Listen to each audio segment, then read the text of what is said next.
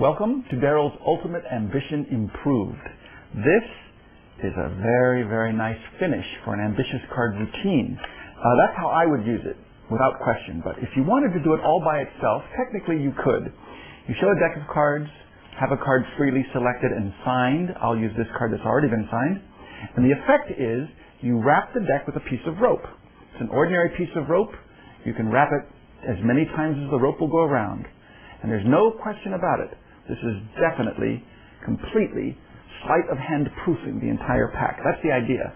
If I have the deck wrapped and tied with rope, there's absolutely no way to perform sleight of hand.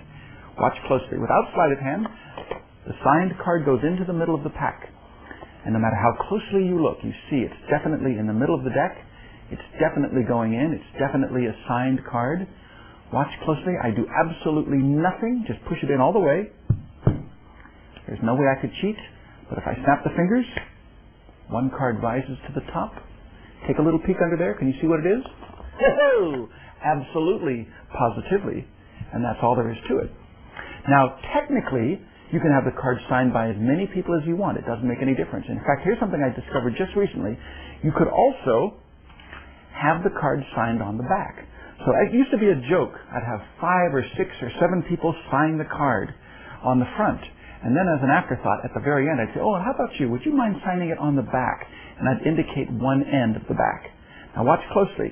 With the deck still wrapped and tied like this, the signed selection still goes in the middle of the pack, about halfway down.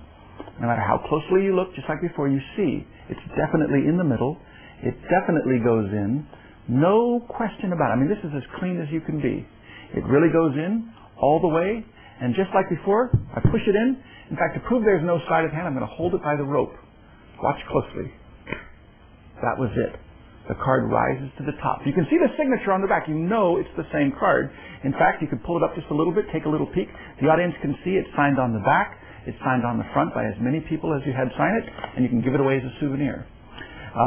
This might be gilding the lily, but technically, you can even have a corner torn off. It doesn't matter. This is definitely the card that goes in. It's the exact same card that comes to the top. So if you wanted to, you could say, here, sign it on the back, sign it on the front. Here, tear off a corner. Let the spectator do this. No switch. The spectator tears off the corner, keeps it. You take the rest of the card, you put it into the middle of the deck just like before. Of course, don't do it over and over again. You just do it once. It's the finish. But decide which way you want to do it. Whether you want to do it at the end of the routine, or if you want to just do it all by itself. You take the card, signed card goes in the middle. You can see it going in the middle. No doubt about it, just like before. 100% positively into the middle of the deck. Just like before, you can hold it by the rope. You do nothing, absolutely nothing, and the card rises to the top. You can see part of the signature. If I pull it out a little bit, you can see the torn corner. The spectator could match it up. It matches 100%, of course, because that is the exact same card. And that's basically the effect, the barest effect of the Ultimate Ambition Improved. Now, the reason or the way I came up with this idea is actually pretty simple.